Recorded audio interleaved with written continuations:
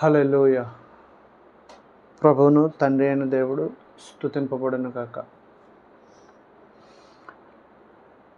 Bible గ్రంథంలో చూసుకుంటే కొంతమంది కారణజన్ములు కనపడతా ఉంటారు మనకి.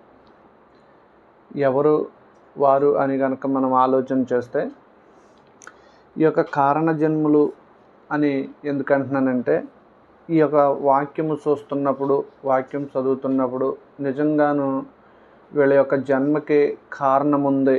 దేవుడు ఆ కారణాన్ని బట్టే వీళ్ళని ఈ భూలోకానికి తీసుకొచ్చాడా, లేదంటే జన్మింపజేశాడా అన్న ఆలోచన వస్తుంది అన్నమాట వాక్యం చూస్తే. దాంట్లో చూస్తే నిర్గమాకాండము 1వ అధ్యాయం రెండో అధ్యాయము 1 నుంచి 9 వరకు కనుక మనం చూసుకుంటే, దానిలోనూ మనకి మొదటగా కనిపించేది మోషే గారు కనిపిస్తాడు. ఈ మోషే గారి యొక్క జన్మను కనుక మనం చూసుకుంటే, ఆయన యొక్క జన్మించిన విధానం కనుక చూసుకుంటే, ఇశ్రాయేలీలు ఆపదలో ఉన్నప్పుడు ఇశ్రాయేలీల యొక్క ప్రజల్ని దేవుడు బయటకు తీసుకురావటానికి, అక్కడున్న పరిస్థితులను బట్టి దేవుడు ఒక నాయకుడిగా మోషే గారు ఉండటానికే పుట్టాడు అన్నట్టుగాను, లేదంటే దేవుడు నాయకుడిగా మోషే గారిని చేయటానికే జన్మింపజేశాడు అన్నట్టుగా కూడా ఆ యొక్క సందర్భంలో మనం చూడగలుగుతాం. ఏంటంటే, లేవి వంశస్థుడు ఒకడు వెళ్ళి లేవి కుమార్తెను వివాహం చేసుకొనెను. ఆ స్త్రీ గర్భవతి కుమారుణ్ణి కని, వాడు సుందరుడై ఉండుట చూసి 3 నెలలు వానిని దాచెను. తరువాత ఆమె వాణ్ణి దాచలేక వాని కొరకు ఒక జమ్ము పెట్టి తీసుకొని, దానికి జిగటి మన్నును కీలును పూసి అందులో ఆ పిల్లవానిని పెట్టి ఏటి ఒడ్డున జమ్ములో దానిని ఉంచెను. ఈ సందర్భము జరగటానికి ముందు ఏమైందంటే, ఇశ్రాయేలీల యొక్క ప్రజలు ఐగుప్తు దేశంలోను ఆ యొక్క బానిసత్వంలో ఉండిపోయారు. ఈ బానిసత్వంలో ఉన్నప్పుడు ఐగుప్తు రాజు అయిన ఫరో ఇశ్రాయేలీల మీద కఠినమైన భారము పెట్టినప్పుడు, ఆ యొక్క భారం నుంచి తన ప్రజల్ని విడిపించటానికి మోషే గారిని దేవుడు పుట్టించినట్టుగా కూడా మనము చూస్తానికి ఇక్కడ ఆ యొక్క వాక్యం చూసినప్పుడు అనిపిస్తూ ఉంటుంది. ఈ మోషే గారు జన్మించినప్పుడు ఇశ్రాయేలీలు జనంలో ఒక కలహలం రేగింది. ఒక కలహం ఏంటంటే, ఐగుప్తు రాజు ఫరో ఇశ్రాయేలీలలో పుట్టిన ప్రతి మగపిల్లవాడిని కూడా చంపేయండి, ఆడదైన యెడల బ్రతకనీయండి అని చెప్పేసి. ఇక్కడ ఎందుకు అలా జరిగిందంటే, ఇశ్రాయేలీల ప్రజల యెడల ఐగుప్తీయులకి అసూయ కలిగింది. ఆ యొక్క అసూయ వల్ల ఈ ప్రజల్ని చంపటానికి ఒక హేతు చేసుకొని, ఈ యొక్క ప్రజలందరినీ ఇశ్రాయేలీల్లో మగవాళ్ళు ఎవరో కూడా బతకకూడదు అని చెప్పేసి ఆ రాజు ఒక శాసనం కింద విడుదల చేసినప్పుడు, అనేక మందిని వాళ్ళు సంహరిస్తున్న సమయంలోనూ దేవుడు మోషే గారిని కాపాడే విధానం కనుక మనం ఆలోచన చేస్తే చాలా బాగుంటుంది. ఏంటంటే, ఇక్కడ తన ప్రజల్ని కాపాడటానికి మోషే గారు చేసిన కార్యం చాలా వింతగా కూడా అనిపిస్తుంది.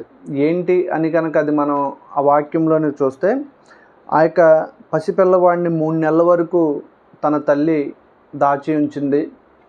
ఆ తర్వాత ఇక దాచలేకపోయినప్పుడు ఆ యొక్క బిడ్డని జమ్ము పెట్టిలో పెట్టి ఆ ఏటి ఒడ్డిన నీళ్ళల్లో వదిలినప్పుడు అక్కడ ఏం జరుగుతుందో అని తన యొక్క సహోదరి అయిన మిరియాము గారు కూడాను మోషే గారిని గమనిస్తూ ఉంటుంది ఆ యొక్క జమ్ము పెట్టిలో. అదే టయానికి దేవుడు ఆ ఫరో కుమార్తెని స్నానం చేయడానికి అని చెప్పేసి ఆ ఏటి ఒడ్డుకు వచ్చినప్పుడు, ఆ యొక్క ఫరో కుమార్తె యొక్క దృష్టి ఈ మోషే గారు ఉన్న జమ్ము పెట్టి మీద పడటానికి కూడా కారణం అక్కడ కనపడుతూ ఉంటుంది. అది జరుగుతున్న సమయంలోనూ ఏదైతే శత్రువు ఆ యొక్క ఇశ్రాయేలీల ప్రజల్ని సంహరించాలి అని చెప్పి ఆలోచన చేసి ఆ శత్రువు ఎవరైతే ఉన్నాడో ఆ శత్రువుని ఇంట్లోనికే తీసుకెళ్ళిపోయి దేవుడు మోషే గారిని పెంచే విధానం చాలా బాగుంటుంది కదా. ఆ శత్రువు ఇశ్రాయేలీలు ప్రజల్ని బతకనివ్వకూడదని చెప్పి ఆలోచన చేస్తే, కానీ సాక్షాత్తు దేవుడు ఏం చేశాడంటే ఆ శత్రువు ఇంట్లోనే తన యొక్క బిడ్డని పెంచినట్టుగాను, ఆ యొక్క శత్రువు కొరకే ఆ మోషే గారిని నియమించినట్టుగాను కూడా మనం చూస్తాం.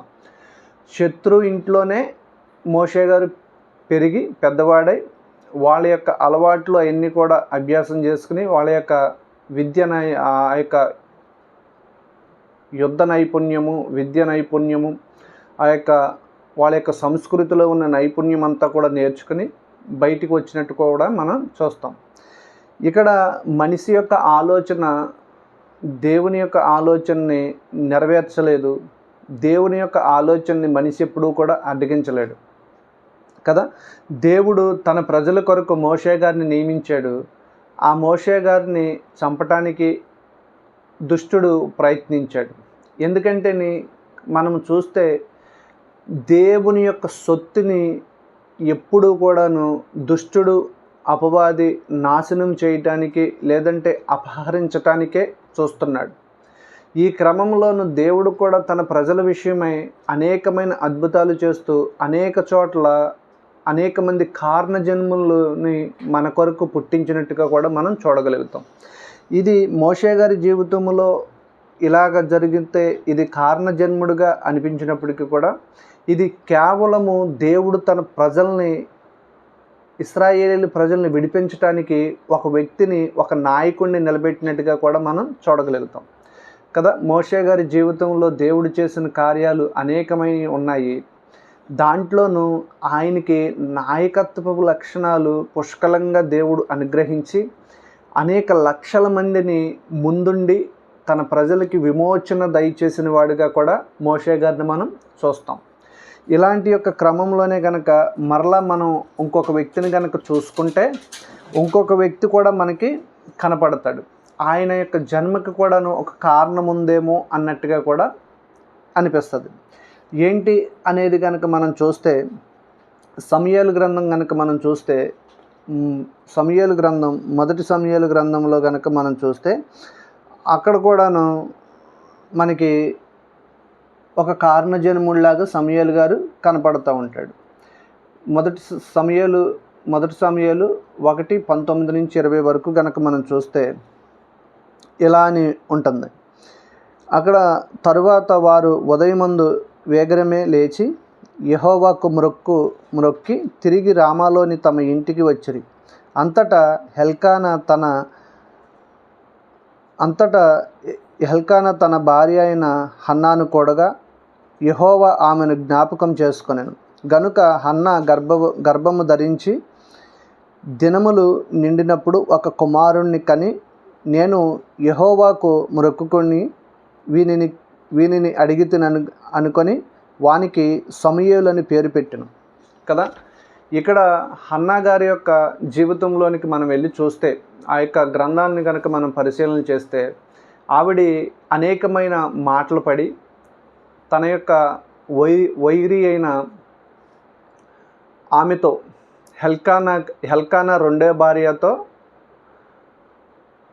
హన్నా హింసించబడుతుంది, లేదంటే దూషించబడుతుంది. ఎందుకంటే నేను గొడ్రాలుగా ఉంది, పిల్లలు కనని దానిగా ఉంది కాబట్టి ఇక ఆమె చేత దూషించబడుతున్నప్పుడు ఈమె యొక్క హృదయము చాలా వేదనతోనూ బాధతోనూ నిండి ఉన్నప్పుడు దేవుని యొక్క సన్నిధికి వెళ్ళి దేవుని యొద్ద అడిగి సమూయేలు గారిని పొందుకుంది ఆవిడ కదా. దేవుడు అక్కడ ఏలీ గారు అంటాడు, నీవు అడిగినది యెహోవా నీకు దయచేస్తాడు, నీవు నమ్మకముంచి ఎల్లు అన్నట్టుగా అక్కడ మనం చూస్తాం వాక్యంలో. అలాగా యెహోవా దయ వలన నేను వీనిని పొందుకున్నాను అని చెప్పేసి హన్నా అంటది. నీవు నాకు ఒక కుమారుణ్ణి దయచేస్తే వాని యొక్క నెత్తి మీదకి సౌరపు కత్తి కూడా రానివ్వకుండా వాడిని నీ కొరకే పెంచుతాను, తిరిగి నీ సన్నిధికి తీసుకొచ్చి అప్పచెప్తాను అన్నప్పుడు దేవుడు ఆమె యొక్క మొరని ఆలకించి ఆమె యొక్క గర్భము తెరచి సమూయేలుని ఆమెకి సంతానముగా ఇచ్చినప్పుడు ఆమె యొక్క ఆనందానికి హద్దులు లేనిదానిగా కూడా హన్నాని మనం గమనిస్తాం కదా. ఆమె నిజంగాను దేవుడితో చేసుకున్న మనవి ఆలకించింది, ఒక కారణ జన్ముణ్ణి పొందుకుంది. అలాగే ఈయన యొక్క జన్మకి కారణం ఏంటి అంటే, ఇశ్రాయేలీల్లోనూ అప్పటికి న్యాయాధిపతి లేదంటే ఉన్న న్యాయాధిపతులు సరిగ్గా న్యాయము చేయలేని వారుగా ఉన్నప్పుడు తన యొక్క ప్రజలకి న్యాయము తీర్చడానికి సమూయేలు గారిని హన్నాకి దయచేసినట్టుగా కూడా మనం చూస్తాం కదా. అప్పటికి ఏలీ గారు ఉన్నాడు, కానీ ఏలీ గారి ఇద్దరు కుమారులు కూడా ఎలా ఉన్నారంటేని దేవుణ్ణి యెహోవాని ఎరగని వారుగా ఉన్నారు వాళ్ళు కదా. అప్పటికి ఆ యొక్క దేవుని యొక్క సన్నిధిలోనూ అక్కడ దేవుని యొక్క వాక్కు కూడా వినిపించట్లేదంట. ఎందుకంటే అప్పుడు దేవుని యొక్క మాట కానీ దేవుని యొక్క విధానాలు కానీ అక్కడ జరగట్లేదు. ఎందుకంటే హోఫ్నే ఫినెహాసులు అని ఏలీ ఇద్దరు కుమారులు కూడాను దేవుని యొక్క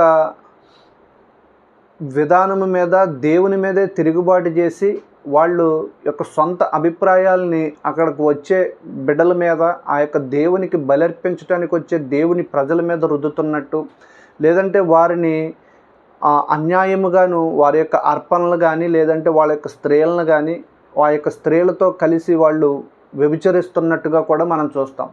అటువంటి టైంలోనూ హన్నా వెళ్ళి దేవుణ్ణి అడిగితే దేవుడు నిజంగాను ఒక వ్యక్తిని హన్నాకి అనుగ్రహించాడు కుమారుడిగా. అతనే సమూయేలు గారు.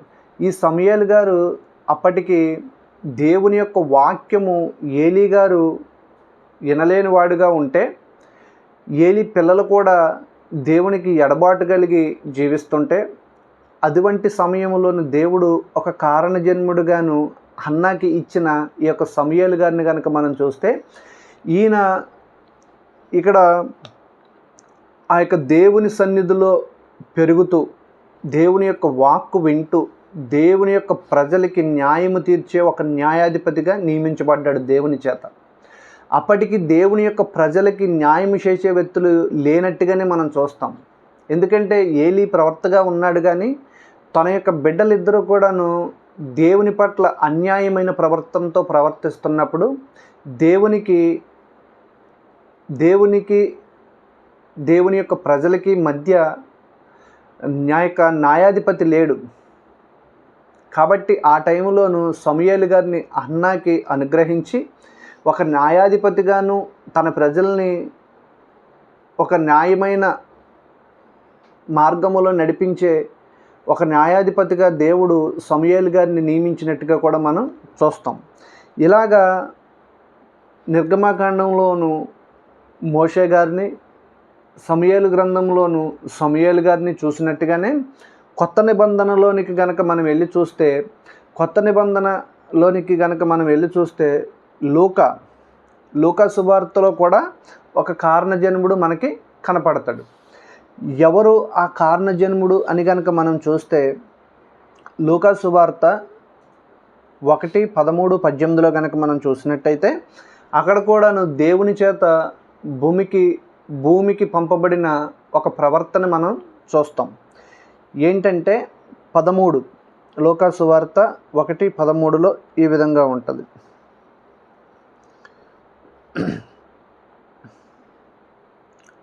అప్పుడు దూత అతనితో, జకరియా, భయపడకుము, నీ ప్రార్థన వినబడినది, నీ భార్య అయిన ఎలిజబెత్ నీకు కుమారుణ్ణి కనును, అతనికి యోహాను అను పేరు పెట్టెదవు. అతడు ప్రభు దృష్టికి గొప్పవాడై ద్రాక్షారసమైనను మద్యమైనను త్రాగక తన తల్లి గర్భమును పుట్టినది మొదలుకొని పరిశుద్ధాత్మతో నిండుకొనిన వాడై ఇశ్రాయేలీలలో అనేకులను ప్రభువైన వారి దేవుని వైపు త్రిప్పును కదా. ఎవరైనా బాప్తిస్మమిచ్చు యోహాను గారు. ఎలాగా దేవుడు ఏ విధముగా బాప్తిస్మిచ్చు యోహాను గారిని భూమికి పంపటానికి ఇష్టపడ్డాడంటే అప్పటికి జకరియా అను ఒక ప్రవక్త ఉన్నాడు. ఆయన భార్య ఎలిజబెత్. వీళ్ళు బహుకాలము గడిచి వృద్ధులుగా ఉన్నారు. వీళ్ళకి పిల్లలు లేరు. అటువంటి సమయంలోనూ వీళ్ళ యొక్క హృదయము బాధతో ఉంది, వేదనతో ఉంది, సంతానము లేనివారుగా ఉన్నారు. ఎందుకంటే భూమి మీదకి వచ్చిన ప్రతి మనిషికి కూడాను సంతానము అనేది కంపల్సరిగా ఉండాలి. అది ఆ సంతానము లేని యొక్క స్థితిని కనుక చూసుకుంటే తల్లిదండ్రులైన వాళ్ళు, భార్యాభర్తలుగా ఉన్నవాళ్ళు తల్లిదండ్రులు అవటానికి తహతహలాడుతూ ఉంటారు. ఎందుకనంటే సంతానం అనేది దేవుడు అనుగ్రహించే గొప్ప బహుమానమై ఉన్నది కదా. మనము భూమి మీదకి వచ్చి కొన్నాళ్ళు 70-80 సంవత్సరాలు మనం బతికేము అంటానికి రుజువే మన పిల్లలు. ఇలాంటి యొక్క క్రమంలోనూ దేవుని యొక్క యాజకుడైన జకరియా, ఎలిజబెత్ పిల్లలు లేనివారుగా ఉన్నారు. తన యొక్క తరగతి క్రమం చొప్పున దేవుని సన్నిధిలోనికి వెళ్ళి ఆయన ఆ యొక్క ధూపం వేస్తూ బలర్పిస్తున్న సమయంలోనూ ఆ ధూపపీఠము పక్కన ఒక దేవుని యొక్క దూత నిలబడి ఉంది.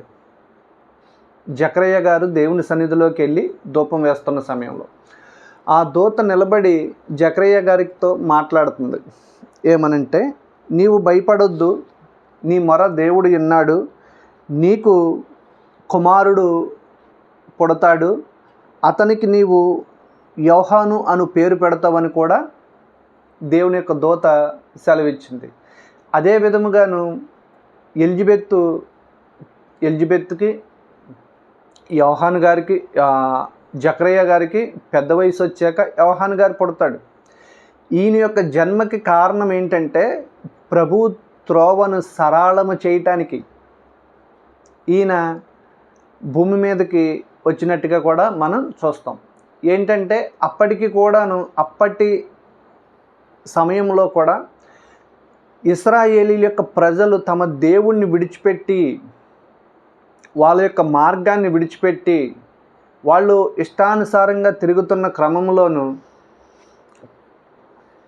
ఈయన యోహాను గారు అనేక మందిని తమ దేవుని వైపు త్రిప్పటానికి వచ్చిన ఒక గొప్ప రోషము కలిగిన ప్రవర్తన పోలి ఉన్నాడు ఈయన కదా.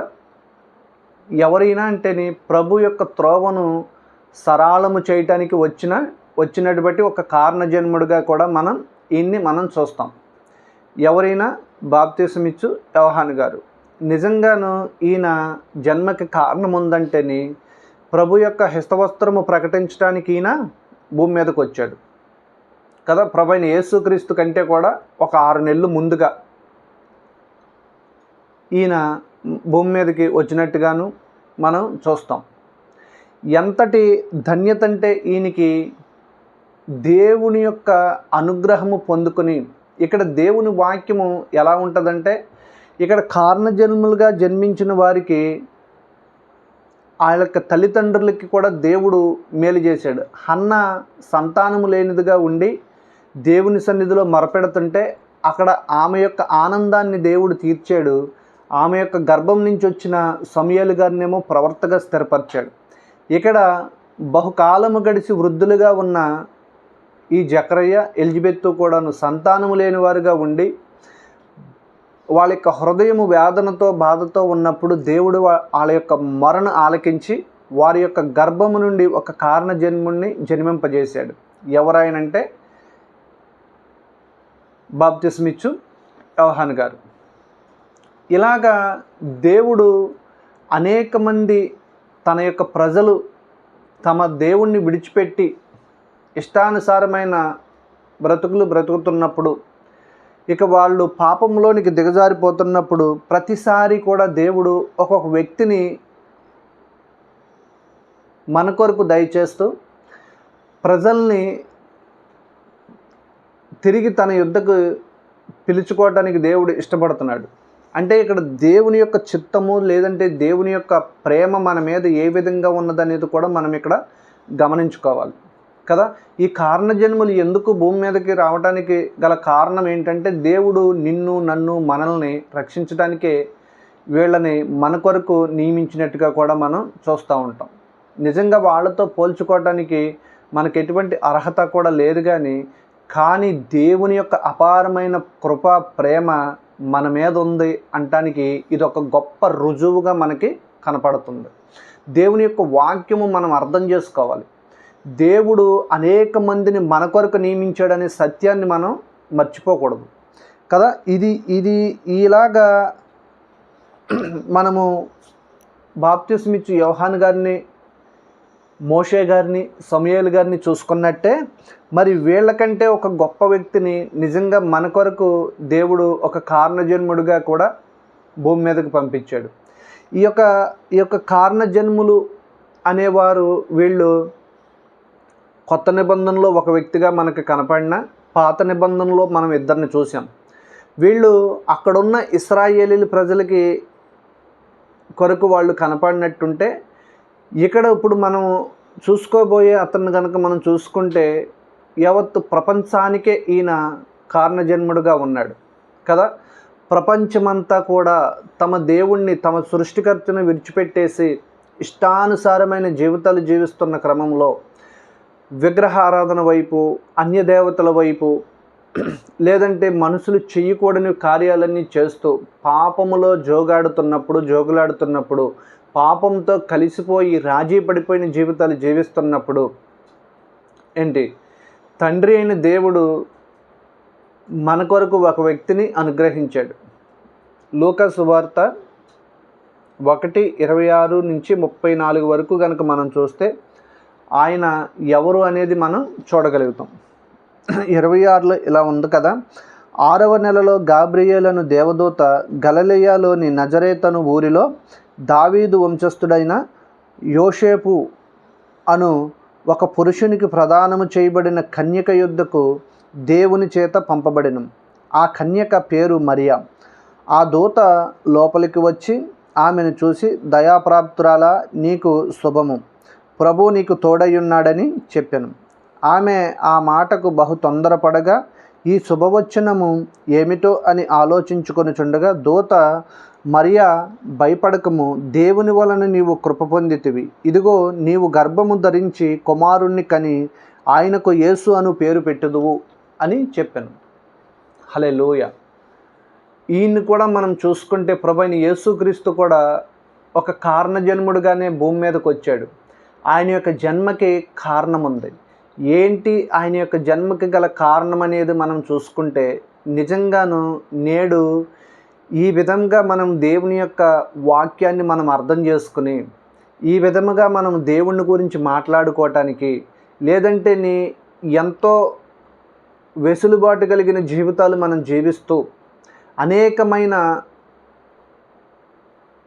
అపరాధాలు, పాపాలుతో నిండిపోయి, దుర్వ్యసనాలతో నిండిపోయి, ఇక మరణమే శరణ్యం అన్నట్టు అయిపోయిన మన యొక్క జీవితాలని ఉద్ధరించటానికి కన్యక మరియ గర్భమందు ఒక కారణజన్ముడు మన కొరకు జన్మించాడు.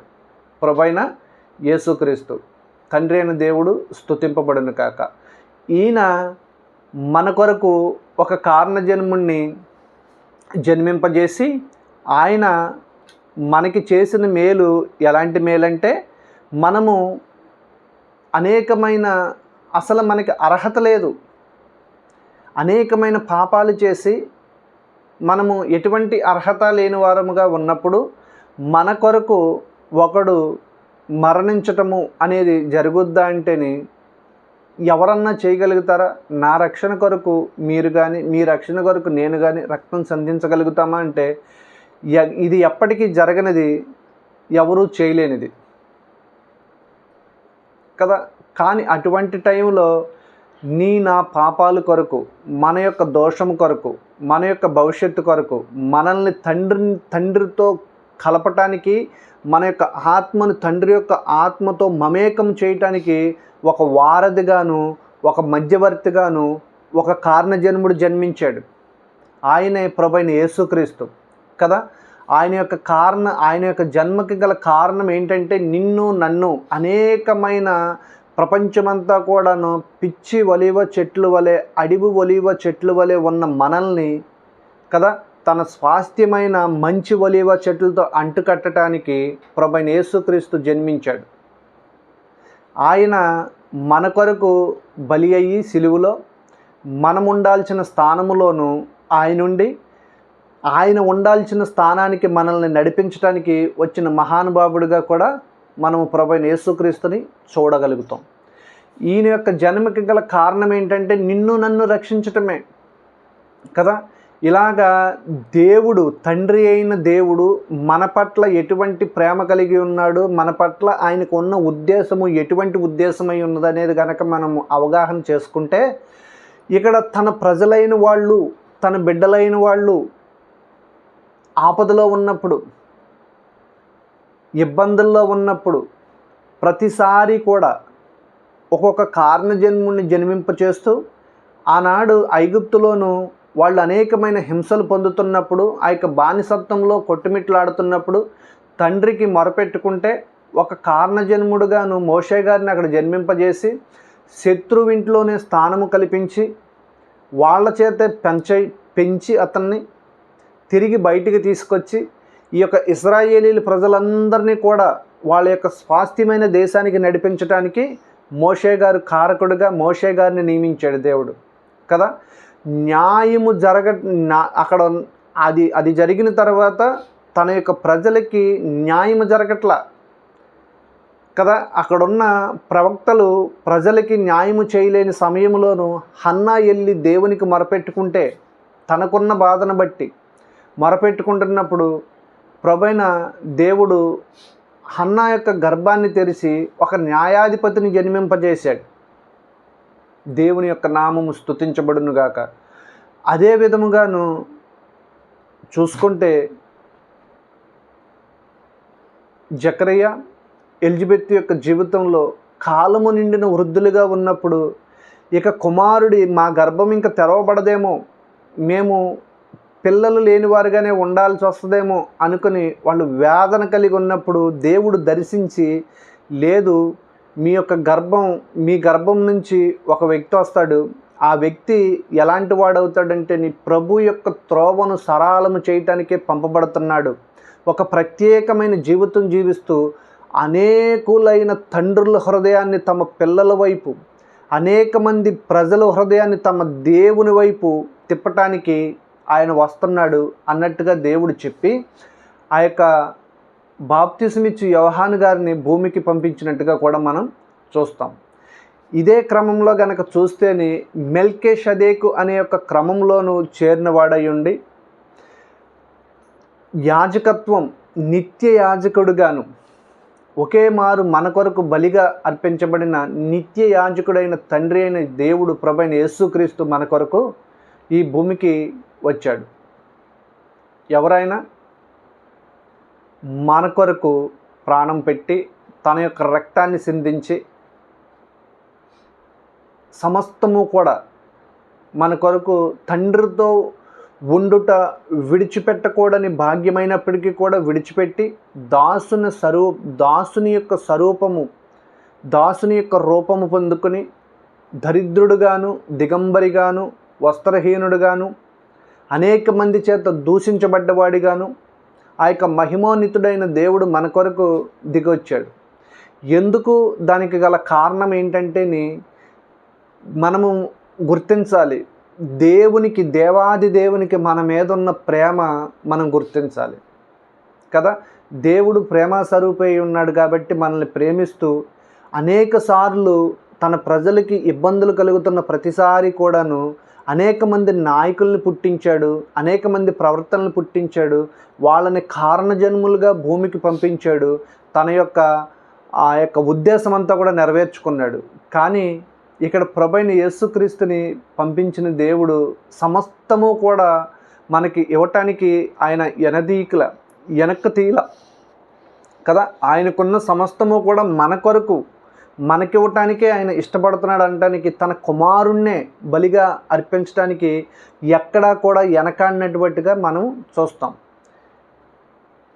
కదా. ప్రభువైన యేసుక్రీస్తు యొక్క జన్మకు కూడా కారణం ఉంది.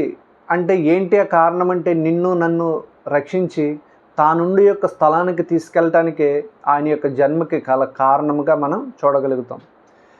ఇలాంటి యొక్క గొప్ప రక్షణ మనము పొందుకున్నామంటే ఇది కేవలం దేవుని యొక్క కృప తప్ప మరి వేరేది కాదు అనటానికి ఈ యొక్క జీవగ్రంథాన్ని ఆధారం చేసుకుంటే ఇక్కడ కనిపించిన యొక్క నలుగురు వ్యక్తులు కారణజన్ములుగా కూడా మనకి కనపడతారు కదా.